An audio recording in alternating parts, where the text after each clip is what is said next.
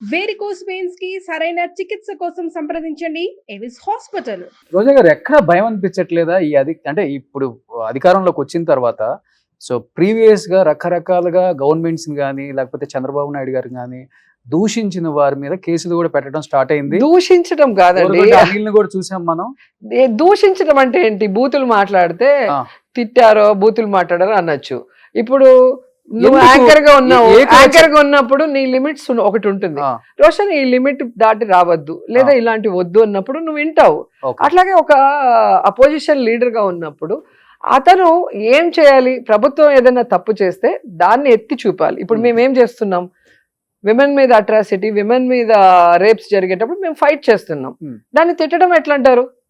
ఒక CM failure అయినప్పుడు, ఒక డిప్యూటీ సీఎం ఫెయిల్యూర్ అయినప్పుడు, ఒక హోంమంత్రి ఫెయిల్యూర్ అయినప్పుడు దాని మీద ప్రస్తావించడమే తిట్టడం అంటే ఎట్లా? దాన్ని తిట్టడం అనరు. ప్రతిపక్ష బాధ్యత.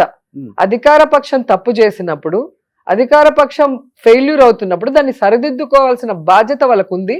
దాన్ని చూపాల్సిన బాధ్యత మాకుంది యాజ్ ఏ అపోజిషన్ లీడర్స్ గా. అంటే అంతేగాని మీరు ఎవరు మాట్లాడకూడదంటే ఇప్పుడు మేము అధికారంలో ఉన్నప్పుడు మీరు మాట్లాడారు కదా. తేల్చుకుంటాం.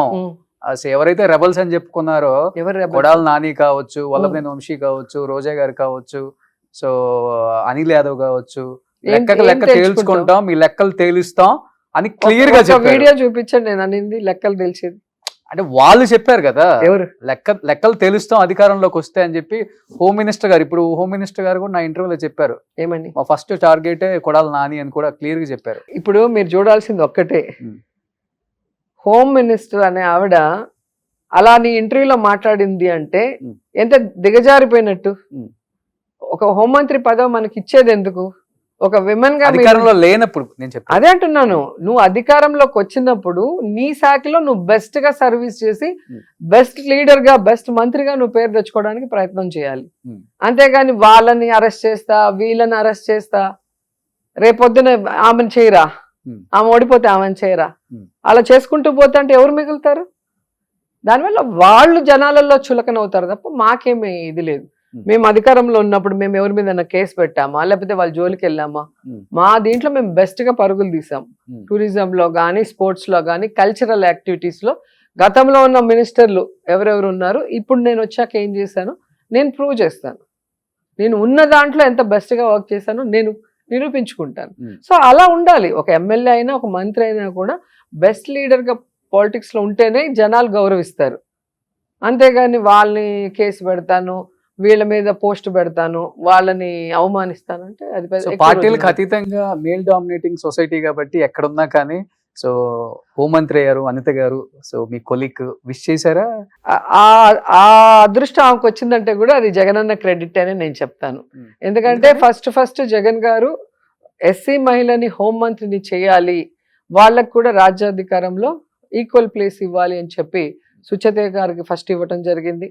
ఆ తర్వాత 2.5 years తర్వాత మళ్ళీ వనిత గారికి ఇవ్వటం జరిగింది. సో ఆ కోవలో ఆమెకు అదృష్టం వచ్చింది. కానీ జగనన్న సీఎం గారు కనుక ఒక ఎస్సీ లేడీకి హోమ్ మినిస్టర్ ఇవ్వకపోతే చంద్రబాబు నాయుడు ఆయన జీవితంలో ఇచ్చిన దాఖలాలే లేదు. ఆయన 14 ఏళ్ళు అధికారంలో ఉన్నాడు, ఇప్పుడేం కొత్త కాదు. ఇది ఎన్నోసారి వచ్చాడు. ఫ్యూచర్ లో ఎప్పుడైనా మీరు హోమ్ మినిస్టర్ అయితే, ఒకవేళ ఆమె ఇంటర్వ్యూ నేనే చేస్తే, నా వల్ల ఆమెకు వచ్చింది, నేను ఒక ఫైర్ బ్రాండ్ కాబట్టి అబ్బా ఇది ఉద్దేశించి జగన్ గారు ఇప్పుడు ఫైర్ బ్రాండ్ అయిన రోజా ఇవ్వాల్సి వచ్చింది అని ఆమె కూడా చెప్తే, ఆమె గురించి నువ్వు గొప్పలు చెప్పుకోవాలి.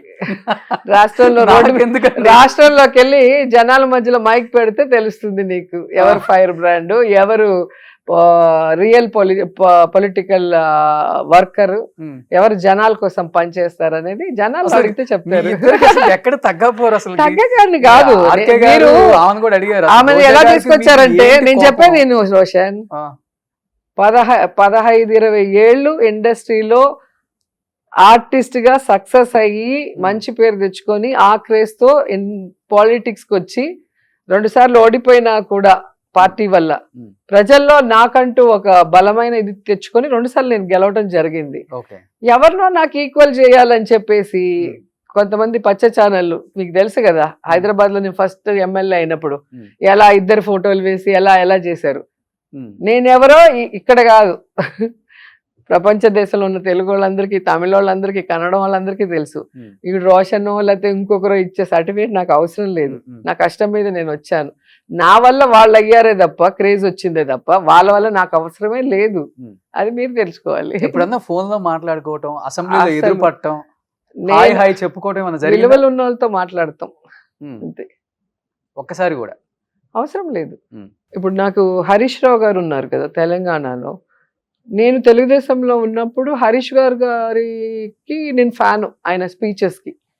సో మేమందరం టీవీ ఛానల్స్ లో డిబేట్స్కి వచ్చేవాళ్ళం. అంటే వచ్చినప్పుడు వాళ్ళ ప్రెజెంటేషన్ కానీ, వాళ్ళకి సబ్జెక్ట్ మీద నాలెడ్జ్ కానీ, ఆ ధైర్యం కానీ అవన్నీ చూసినప్పుడు అబ్బా మనం కూడా నెక్స్ట్ ఇలా అవ్వాలి ఎమ్మెల్యే అయితే.